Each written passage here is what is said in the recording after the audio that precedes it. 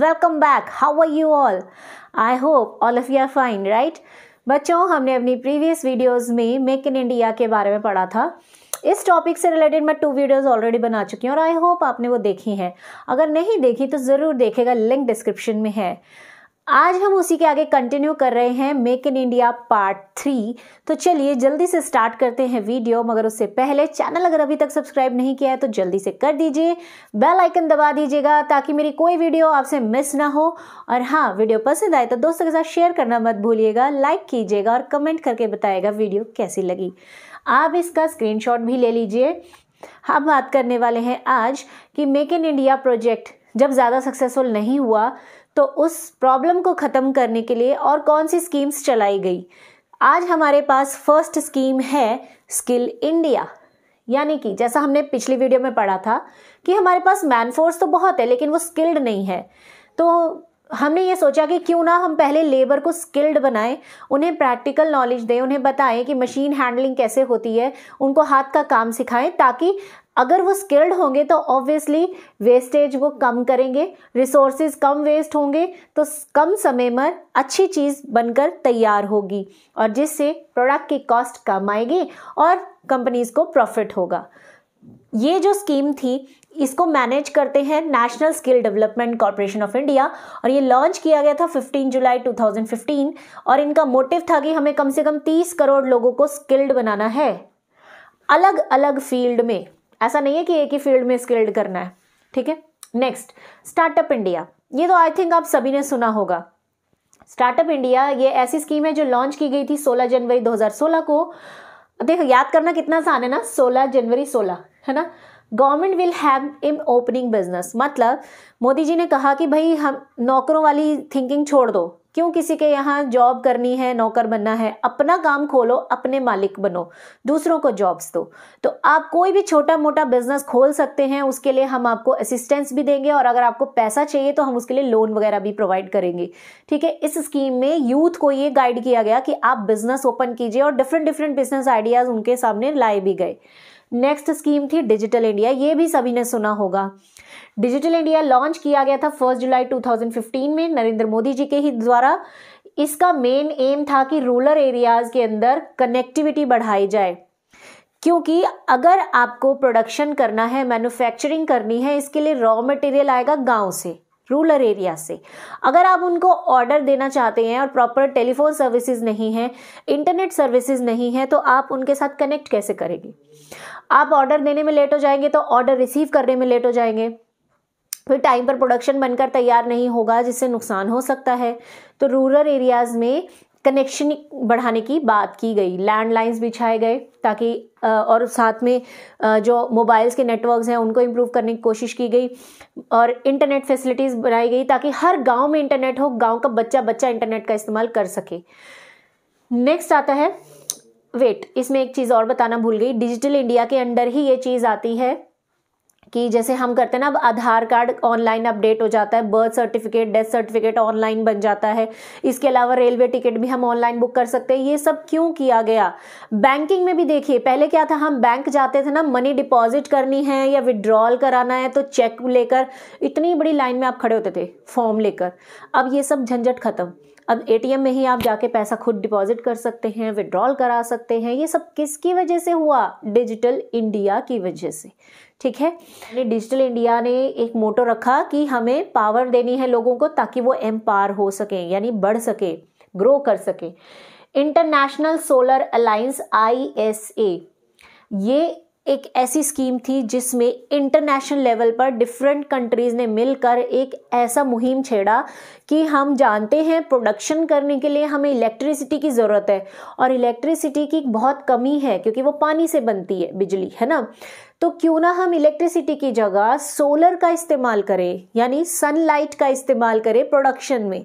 तो इसके लिए उन्होंने बड़े बड़े इक्विपमेंट्स बनाए और सोलर एनर्जी को बचाया और फिर उससे मशीन का इस्तेमाल किया, प्रोडक्शन किया। इस स्कीम को ISA बोलते हैं, जो इंटरनेशनल लेवल पर काम करती है। नेक्स्ट आती है प्रधानमंत्री जनधन योजना। ये भी शायद आप सभी ने सुनी होगी। इस स्कीम का मोटिव ये था कि हर पर्सन के पास अपना एक पर्सनल बैंक अकाउंट होना चाहिए।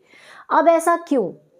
क्योंकि हमने बात किया था कि मेक इन इंडिया में लोग कनेक्टिविटी नहीं है, ज़्यादा ट्रेंड नहीं है, इसलिए ये समस्याएं आ रही थी। अब सपोज आप कनेक्टिविटी बढ़ा देते हो, आप ट्रेनिंग भी कर देते हो, लोग गांव के लोग अपना छोटा मोटा बिजनेस भी ओपन कर लेते हैं, लेकिन पैसे का लेन देन करने के लिए अगर खाता ही नहीं है, बैंक अकाउंट ही नहीं है, तो कैसे काम चलेगा भाई?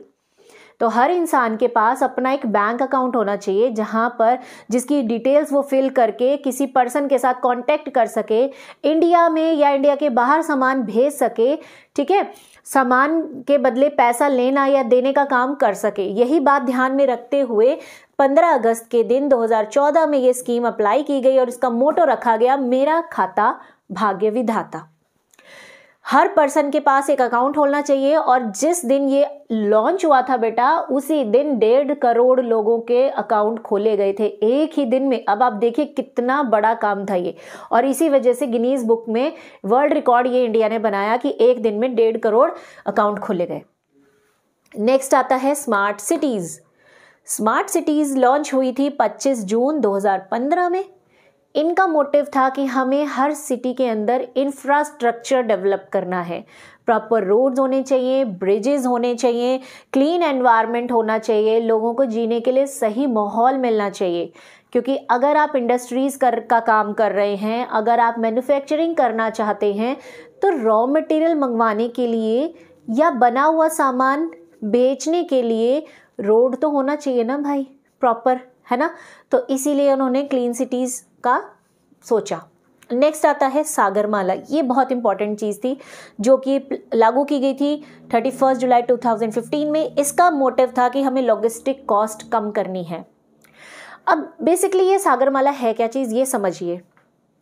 देखिए, फॉरेन इन्वेस्टमेंट जब इंडिया ने मंगवाई, मेक इन इंडिया प्रोजेक्ट जब लॉन्च हुआ, तो बहुत लोग इससे अट्रैक्ट हुए और फॉरेन के लोगों ने बहुत अच्छा रिस्पॉन्स भी दिया कि हाँ, हम इंडिया में इन्वेस्टमेंट करेंगे। लेकिन जब वो इन्वेस्टमेंट करने के लिए आए तो उन्होंने ये देखा कि यहाँ पर इलेक्ट्रिसिटी की कॉस्ट बहुत ज़्यादा है, प्रॉपर रोड नहीं है, जिसकी वजह से ट्रांसपोर्टेशन कॉस्ट बहुत ज़्यादा है, और अगर पानी के जहाज़ से भी सामान भेजा जाए तब भी कॉस्ट बहुत ज़्यादा पड़ती है। और इन चीज़ों को ध्यान में देखते हुए उन्हें लगा कि भाई यहाँ महंगा बनेगा प्रोडक्ट, इससे अच्छा है कि मैं चाइना जैसे किसी कंट्री में सामान बनाऊँ जहाँ पर ये चीज़ें सस्ती हैं। ठीक है, इस चीज़ को ध्यान में रखते हुए लोगों ने फॉरेन इन्वेस्टमेंट करना ज़रूरी नहीं समझा। तो इस समस्या को ख़त्म करने के लिए सागरमाला बनाया गया, जिसका मेन मोटिव था कि वाटरवेज के ज़रिए सामान को इंडिया में मंगवाया जाए या इंडिया से बाहर भेजा जाए कम कीमत पर। ठीक है, मतलब पानी के ज़रिए कंट्रीज़ को जोड़ने की बात की गई। इसी तरह रोड कनेक्टिविटी बढ़ाने के लिए भारतमाला प्रोजेक्ट लॉन्च किया गया था। ठीक है, जैसे बात करें टेस्ला कंपनी की, टेस्ला ने क्या सोचा था कि हम चाइना में प्रोडक्ट बना लेते हैं कार अपनी, क्योंकि वहाँ पे लेबर से सस्ती है और वहाँ पर ना इलेक्ट्रिसिटी बिल और जो वाटर इलेक्ट्रिसिटी, मतलब ये सारे खर्चे बहुत सस्ते हैं, वहाँ पे बना लेंगे और फिर बाहर किसी कंट्री में बेचेंगे या इंडिया में बेचेंगे। तो इंडिया ने साफ मना कर दिया कि ऐसा नहीं होगा, अगर इंडिया में सामान बेचना है तो प्रोडक्शन भी यहीं करना पड़ेगा। ठीक है, तो इस तरह की चीज़ें जब ऐसी कंडीशन आप लागू करते हो किसी पर, तो ऑब्वियसली आपके पास फैसिलिटीज़ भी तो होनी चाहिए ना। तो इसीलिए सागरमाला का लॉन्चिंग किया कि हम वाटरवेज को सही बनाएं। नेक्स्ट आती है बात स्वच्छ भारत अभियान की। स्वच्छ भारत तो सभी ने सुना होगा और मुझे लगता है आप लोग फॉलो भी करते हैं। 2 अक्टूबर 2014 में राजपथ में न्यू दिल्ली राजपथ में ये चीज़ लागू की गई, जहाँ पर ये बोला गया कि आप खुद से प्रॉमिस करिए कि ना तो आप गंदगी करेंगे और ना करने देंगे। ठीक है, क्योंकि अगर आप अपने एनवायरनमेंट को क्लीन रखते हो तो वो चीज़ें देखने में अच्छी लगती हैं, पोल्यूशन कम होगा तो ऑब्वियसली बाहर के लोग भी यहाँ अट्रैक्ट होंगे। अदरवाइज वो इतनी गंदगी देखकर यहाँ आना पसंद नहीं करेंगे क्योंकि उनको हेल्थ इश्यूज हो जाते हैं। ठीक है, तो और साथ ही साथ स्वच्छ भारत अभियान तो इंडिया के लोगों के लिए भी बढ़िया है, क्योंकि अगर आप साफ रहेंगे, क्लीन एनवायरनमेंट में रहेंगे तो आप बीमारियों से बचेंगे।